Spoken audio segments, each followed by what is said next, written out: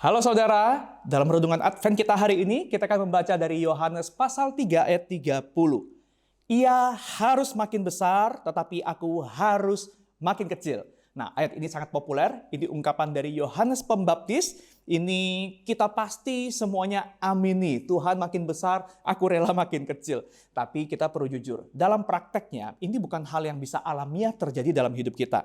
Karena semakin kita senior, semakin kita berpengalaman, semakin kita ahli dalam sesuatu, biasanya semakin berat untuk tidak menjadikan apa yang sudah kita kontribusikan menjadi bagian dari identitas kita. Misalnya, kalau soal pengalaman dan usia ya, kita akan bilang, aku ini sudah makan asam garam, aku tahu lebih banyak. Ini berarti kita menjadikan pengalaman dan usia kita sebagai bagian identitas kita. Aku ini lebih tua loh, lebih senior loh, lebih ngerti loh dari kamu, ya kan? Atau kita berkata, aku ini sudah susah payah loh membangun ini, aku ini mengerjakan ini, berkorban ini itu loh. Kalau nggak ada aku, mana mungkin bisa begini? Ini kita berarti menjadikan kontribusi kita dan hasil pencapaian kita sebagai bagian dari identitas diri kita.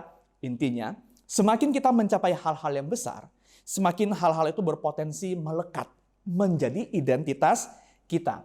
Nah, saudara bayangkan ya, ketika Yohanes Pembaptis, seseorang yang sudah jadi ya, dia punya kapasitas, dia punya pengikut, dia punya pamor. Pelayanannya itu bahkan sudah dimulai sebelum Tuhan Yesus sendiri memulai pelayanannya. Jadi Yohanes sendiri menyaksikannya bagaimana Yesus yang mulai dari awal, lalu kemudian mulai bertumbuh pengikutnya dari nol menjadi lebih banyak bahkan daripada pengikut yang ia miliki. Nah, ini tentu saja bisa membuat Yohanes Pembaptis sebenarnya kecewa, sedih, atau merasa insecure. Karena awalnya firman Tuhan mencatat ya, orang-orang dari seluruh Yudea dan semua penduduk Yerusalem itu telah pergi ke padang gurun untuk menemui Yohanes. Yohaneslah pusatnya, perhatiannya, orang-orang mencari dia.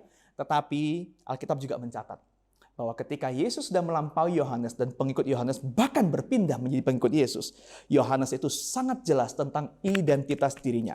Siapa dirinya, apa yang bukan merupakan bagian dari identitas dirinya, dan tentu juga tentang siapa itu Yesus. Saudara, ketika para pemimpin Yahudi dari Yerusalem tanya Yohanes tentang identitasnya, Yohanes berkata, aku bukan Mesias. Aku hanya mempersiapkan jalan bagi Kristus.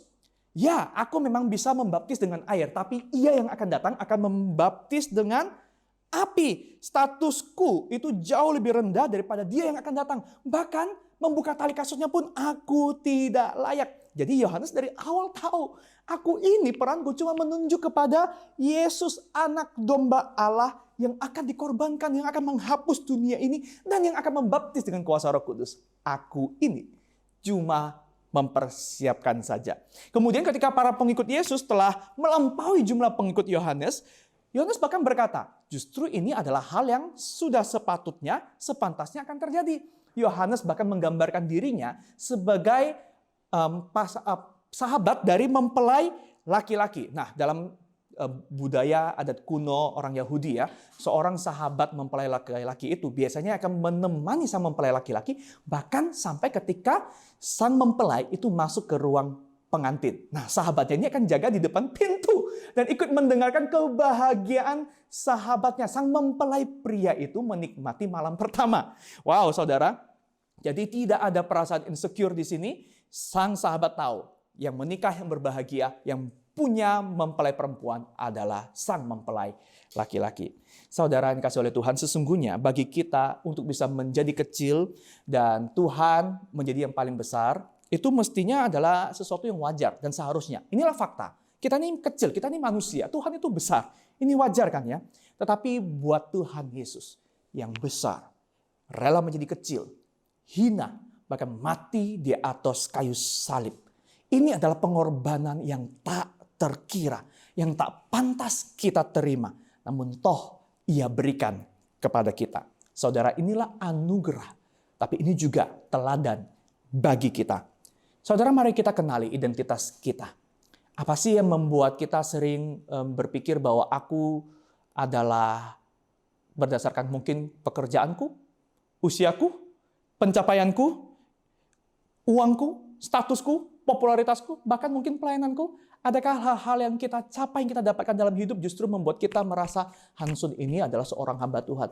Salah, saudara. Identitas seperti ini akan sulit membuat kita untuk mengutamakan Tuhan dan mengecilkan, merendahkan diri. Sebaik apapun kita berusaha untuk rendah hati. Saudara, seperti Yohanes Pembaptis, semua yang kita miliki, semua yang kita capai, semua yang telah kita peroleh seharusnya menjadi alat untuk bersaksi tentang kebesaran Tuhan, bukan tentang diri kita. Saudara, prinsipnya begini. Untuk semakin bisa membesarkan Tuhan dan berani bahkan untuk menjadi semakin kecil, kita hanya bisa melakukannya ketika kita mulai hidup ini dengan melihat dan mengalami Tuhan yang besar. Tanpa itu, semakin kita besar, semakin kita takut menjadi kecil, semakin kita takut kehilangan apa yang sudah kita peroleh. Tuhan Yesus menolong kita. Amin.